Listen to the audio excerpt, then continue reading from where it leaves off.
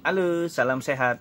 Saya Petrus Wisya Caturintoro akan menceritakan resensi hasil dari buku yang berjudul Alkitab dan Ilmu Pengetahuan.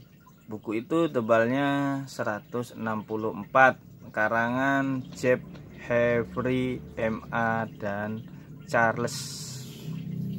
Jadi buku Alkitab dan Ilmu Pengetahuan membahas tentang ilmu pengetahuan adalah selaras dengan isi Alkitab,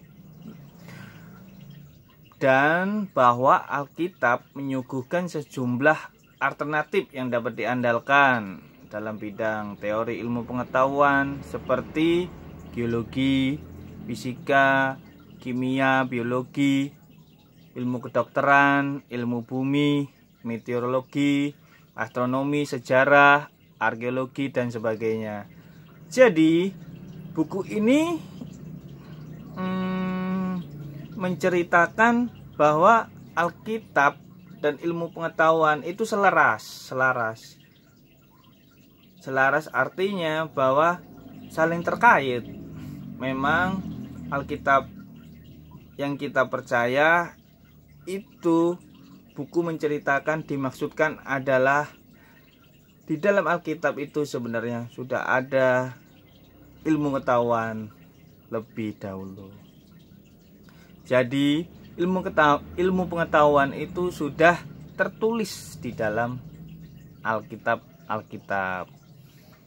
Manusia telah sempat menyaksikan betapa tepat dan cermatnya pengenapan isi Alkitab itu, betapa benarnya kuasa Allah yang telah mengilhami seluruh isi Alkitab itu. Ilmu pengetahuan yang sejati tidaklah pernah bertentangan dengan isi Alkitab. Jadi ilmuwan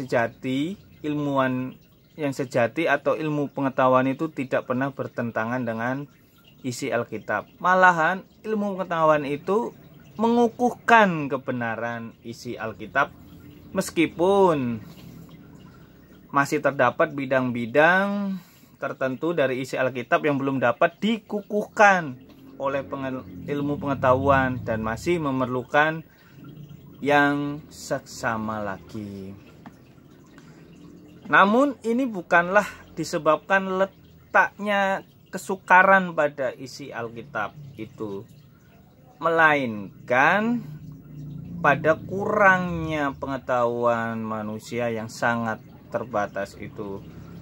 Dalam bidang semacam ini kita tidak perlu khawatir untuk menempatkan iman dan keyakinan kita kepada firman Allah, karena apabila kita menerima kesaksian dari manusia, maka kesaksian Allah itu adalah lebih besar. Itu seperti tertulis dalam Alkitab Yohanes bab 5 ayat 9. Ilmu pengetahuan dapat saja merupakan kesaksian manusia, tetapi Alkitab itu merupakan kesaksian dari Allah. Alkitab itu sendiri merupakan kebenaran. Yesus berkata, "Akulah jalan, kebenaran, dan hidup. Tidak ada seorang pun yang datang kepada Bapa kecuali melalui Aku." Itu tertulis di dalam Yohanes bab 14 ayat 6. Jadi saya ulangi sekali lagi, Alkitab itu merupakan kesaksian dari Allah. Alkitab itu merupakan kebenaran. Jadi buku ini menuliskan Alkitab dan ilmu pengetahuan.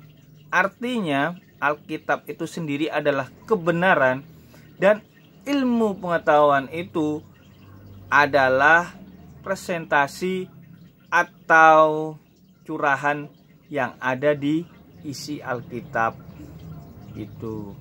Jadi ilmu pengetahuan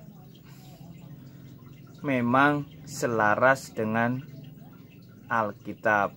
Buku ini banyak sekali menekankan isi-isi atau contoh-contoh tentang keselarasan itu. Alkitab merupakan kebenaran yang tertuang dalam bentuk tulisan. Yesus adalah kebenaran itu. Dan jika kita mengenal Yesus Kristus, berarti kita pun mengenal sumber dari segala kebenaran. Karena Yesus pernah berkata, "Hendaklah kamu mengenal kebenaran itu, dan kebenaran itu akan membebaskan kamu." Itu tertulis dalam Injil Yohanes bab 8 ayat 32. Jadi buku ini menyuguhkan suatu tantangan bagi kita supaya kita dapat mengenal kebenaran itu. Siapa kebenaran itu? Kebenaran itu adalah Yesus Kristus dan firman-Nya.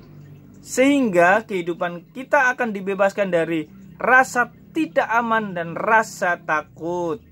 Kita dapat bebas mengetahui siapakah diri kita ini sebenarnya, dan bahwa hidup ini mempunyai tujuan yang bebas, lepas dari ikatan belenggu dosa dan kuasa iblis, bebas merdeka menikmati kebenaran dan kehidupan pada sampai tingkatnya yang sempurna berkelimpahan.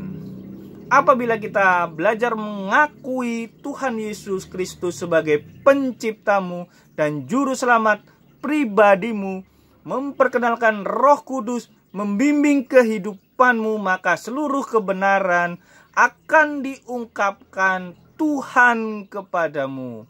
Itu ada di Injil Yohanes bab 16 ayat 13. Pontius Pilatus mengungkapkan pertanyaan itu. Apakah kebenaran? Itu jawabannya, kebenaran adalah Yesus Kristus dan firman-Nya. Baik, terima kasih. Demikian resensi dari buku Alkitab dan ilmu pengetahuan dari saya. Salam sehat selalu. Dadah.